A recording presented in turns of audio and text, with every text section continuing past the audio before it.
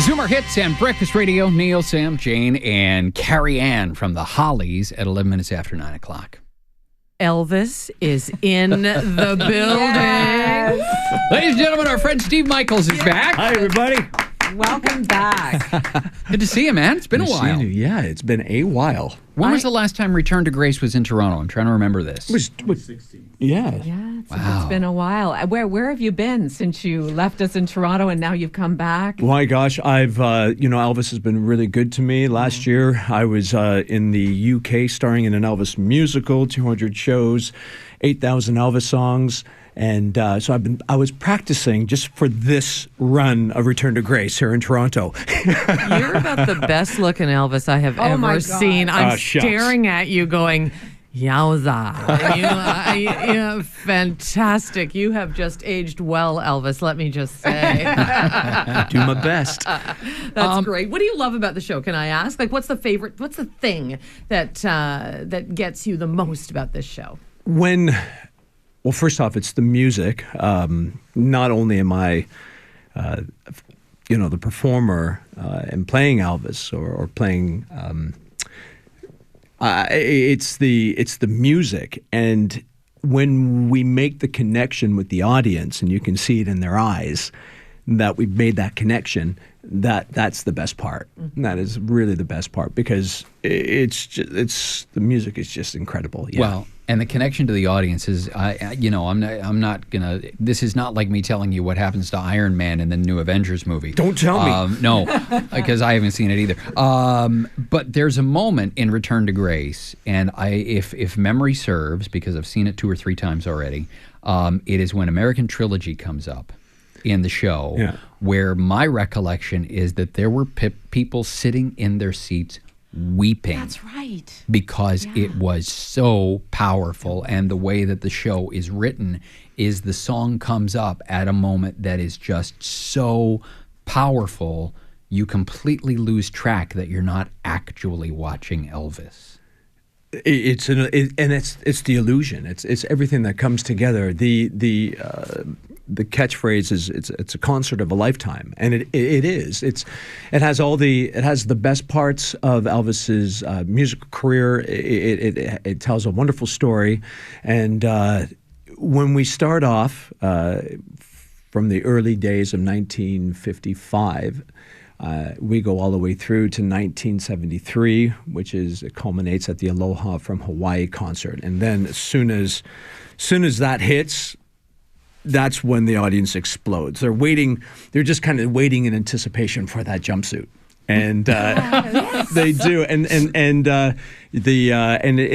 it's a musical journey of every one of its top-selling hits, the costuming, the musicianship, it's everything that you remember. And then with that American Trilogy, it's something else. Steve, what have you learned about yourself in all these years of playing Elvis? What has Elvis taught you? That every place I go, I have to pack for 2 people.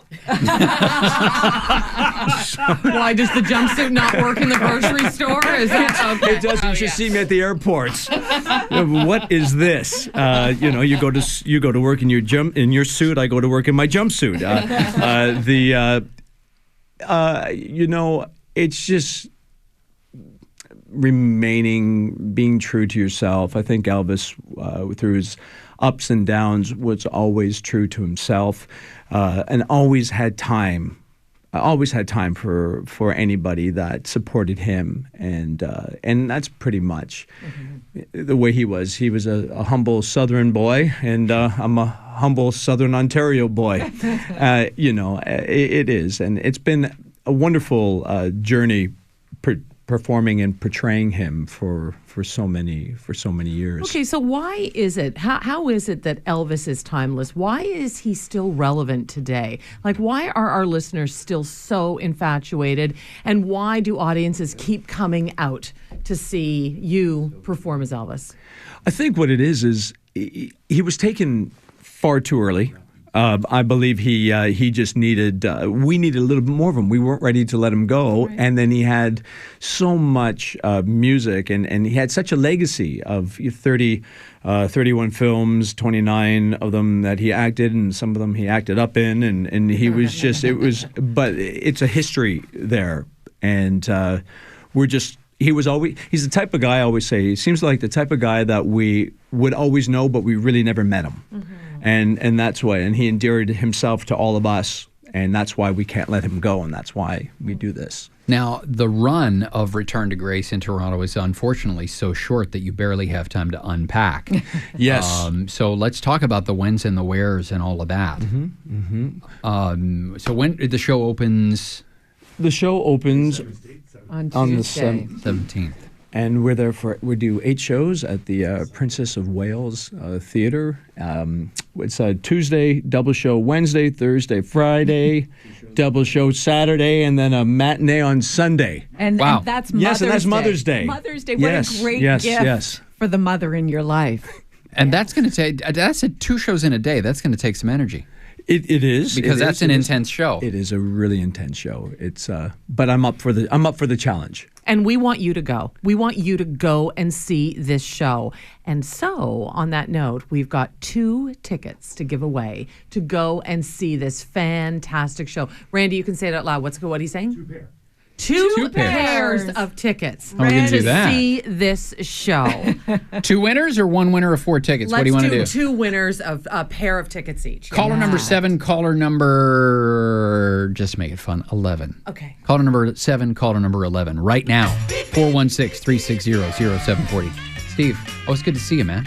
Cheers. Thank you. Yes. All right. Thank you. Thank you. Steve Michaels. Mervish.com for more details. 18 after 9 right now, Toronto traffic time, and Rob Upward. 2 problems on the Gardner Dimension westbound in the express lanes at